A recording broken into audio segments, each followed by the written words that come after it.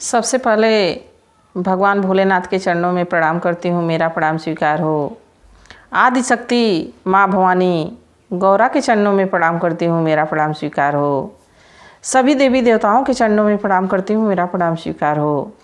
आप सभी गुरु भाई गुरु बहनों के चरणों में प्रणाम करती हूँ, मेरा प्रणाम स्वीकार हो।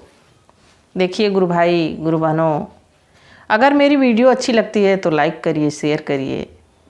चैनल पे नए हैं तो सब्सक्राइब करिए। कमेंट में महादेव का नाम ज़रूर लिखिए। महादेव का नाम लिखने से, बोलने से सारे कार्य सफल होते हैं। धन के प्रभाव में जीने से बढ़िया है कि भक्ति के प्रभाव में जी लीजिए। धन दौलत तो आता जाता रहता है, पर मात्र भगवान का नाम, मात्र भगवान का सुमिरन करने से भव से पार हो जाएंगे। और यही ऐसा धन है जो हमारे साथ जाएगा। सारे धन दौलत तो यहीं रह जाएंगे, जो भी अर्चित जीवन में हम करेंगे वो सब यहीं रह जाएंगे। तो कुछ ऐसा करना चाहिए जो हमारे लिए हो, हमारे परिवार के लिए हो, जिससे सभी सुखी रहें, सभी प्रसन्न रहें। ऐसा आचरण जीवन में ज़रूर लाना चाहिए। तो शिव गुरु की आराधना करिए, शिव गुरु की पूजा करिए, उनका नाम लिखिए, उनका नाम लीजिए। और गुरु भाई गुरु बहनों, आज जो मैं कहानी सुना रही हूँ एक नास्तिक व्यक्ति पे है। नास्तिक जो भगवान को नहीं मानने वाला, ऐसे व्यक्ति पे है। तो कहानी को पूरा सुनिएगा, कहानी बहुत ही अच्छी है। एक व्यक्ति ऐसा रहता है कि उसको भगवान पे भरोसा ही नहीं रहता है। वो कहता है कि अगर जो हम पूजा पाठ नहीं करेंगे तो इससे पूजा पाठ करने से होता ही क्या है? क्या भगवान हमको खाना पहुंचाएंगे, खाना खिलाएंगे? क्या भगवान हमको धन दौलत देंगे? अरे ये तो हम अपने हाथों से कमाते खाते हैं, हम अपने भाग्य से खाते हैं, अपने किस्मत से खाते हैं। इसमें भगवान का कोई रोल नहीं है। देखिए, हर वस्तु में, हमारे जीवन में जो भी घटनाएं होती हैं, जो भी हमारे रहन सहन की व्यवस्था होती है, बिना भगवान की मर्जी के कुछ नहीं हो सकता है। चाहे अमीरी हो या गरीबी। एक गरीब के लिए धन दौलत भले ही ना रहे, रोटी कपड़ा झोपड़ी ये भी भगवान के ही मर्जी से आता है। और जो सेठ महाजन रहते हैं, धनी मनी व्यक्ति रहते हैं, उनके पास भी जब तक प्रभु की इच्छा नहीं होगी धन नहीं रहेगा। माँ लक्ष्मी की कृपा नहीं होगी तो धन नहीं रहेगा। तो ऐसा नास्तिक व्यक्ति था। उसकी सोच थी कि भगवान थोड़े ना देते हैं। तो उसके गांव में शिव चर्चा हो रहा था। शिव चर्चा देखते हैं, माइक लग जाता है, सुनाई देता है, उसको सुनाई दे रहा था। तो जब शिव चर्चा समाप्त हुई तब वो वहाँ गया और वहाँ एक महात्मा जी थे। महात्मा जी से पूछा कि ये बताइए कि भगवान होते हैं क्या? भगवान रहते तो जो हम सोचते वो हो नहीं जाता। तो महात्मा जी कहे कि भगवान ज़रूर होते हैं। भगवान आप में, हमारे में, कण में वास करते हैं। तो कहा कि ऐसा होता तो ज़रूर भगवान हमारी भी इच्छा पूरी करते।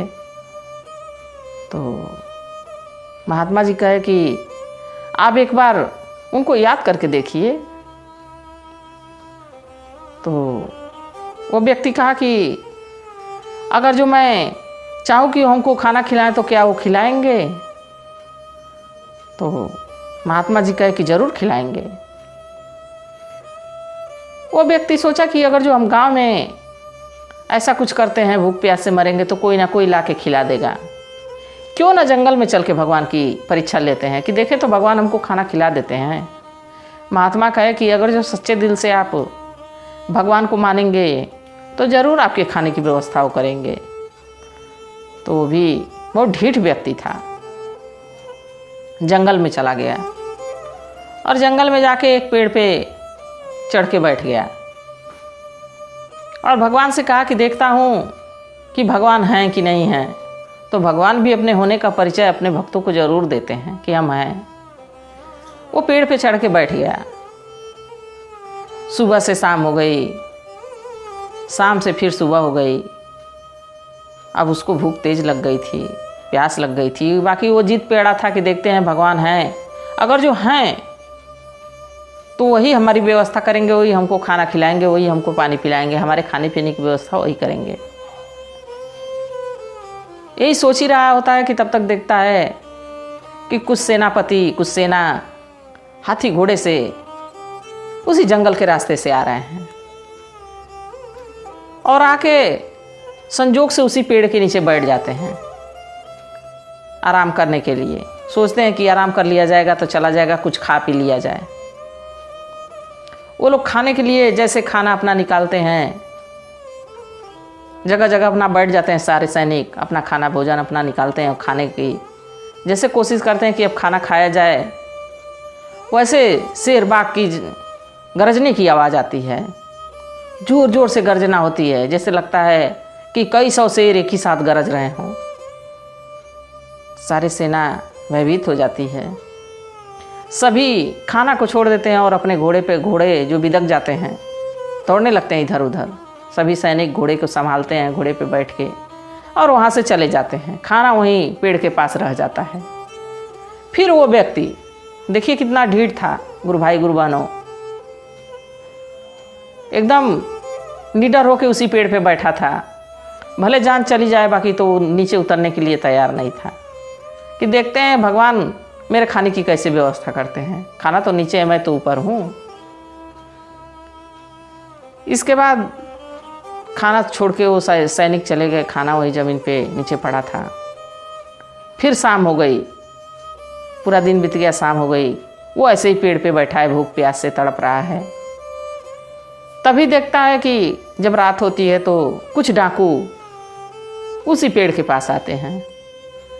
उसमें से एक डाकू कहता है, अरे सरदार, यहाँ तो बहुत ढेर सारा खाना पड़ा है, शायद कोई हम लोग के लिए छोड़ के गया है, कम से कम भोजन कर लिया जाए तब कहीं चला जाएगा। सरदार कहता है, ठीक कह रहे हो, भोजन कर ही लिया जाए। जैसे सारे डाकू उस खाने को खाने की कोशिश करते हैं, तभी उस डाकुओं में से एक डाकू कहता है कि अरे अरे सरदार, ये भोजन मत करिएगा, इस भोजन में हो सके कोई विष मिला दिया हो ताकि हम लोग मर जाएं। तो सरदार कहा कि सही बात कह रहा है, हो सके किसी का षड्यंत्र हो कि हम लोग इसी रास्ते से जा रहे हैं, कोई रख दिया हो भोजन, इसमें नशीला पदार्थ मिला दिया हो, जहर मिला दिया हो कि हम लोग मर जाएं, तो हम लोग नहीं खाएंगे। तभी एक डाकू की नज़र उस पेड़ पे बैठे हुए उस व्यक्ति पे जाती है। तो कहता है कि अरे अरे सरदार, इस पेड़ पे तो एक व्यक्ति बैठा है और ज़रूर ये खाना वही रखा है। सोचा कि अगर जो ये खाना खा के हम लोग मर जाते हैं या बेहोश हो जाते हैं तो हम लोग के साथ जितना धन है लूट के लेके चला जाएगा। सरदार उससे कहते हैं कि जल्दी नीचे आओ और इस भोजन को खाओ। वो कहता है, नहीं नहीं, मैं नहीं नीचे आने वाला, क्योंकि मेरे खाने की व्यवस्था तो भगवान ऊपर ही करेंगे। तो कहते हैं, भगवान ऊपर ही करेंगे? अरे मूर्ख हो क्या, नीचे आओ और ये खाना खाओ। तो कहता है, नहीं नहीं।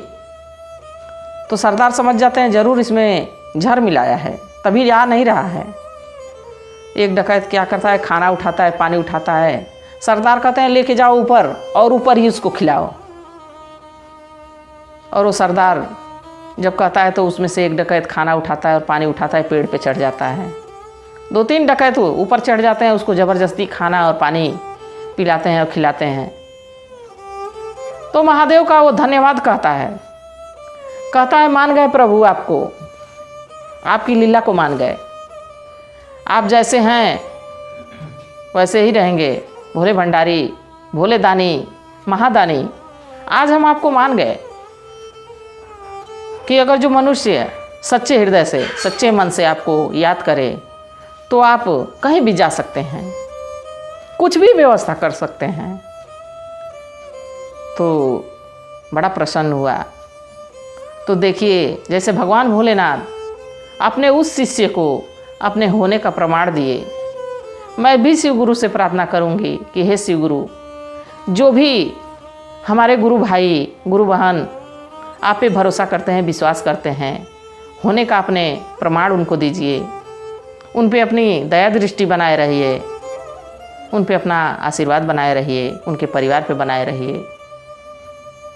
और कहानी कैसी थी गुरु भाई, गुरु बहनों, ज़रूर कमेंट करके बताइएगा, इसलिए कि जब आप लोग कमेंट करते हैं तो मुझे भी बहुत अच्छा लगता है। और ये कहानी अपने आस पड़ोस में ज़रूर सुनाया करिए, ताकि भगवान की महिमा का गुणगान चारों तरफ फैले। इसी के साथ हर हर महादेव।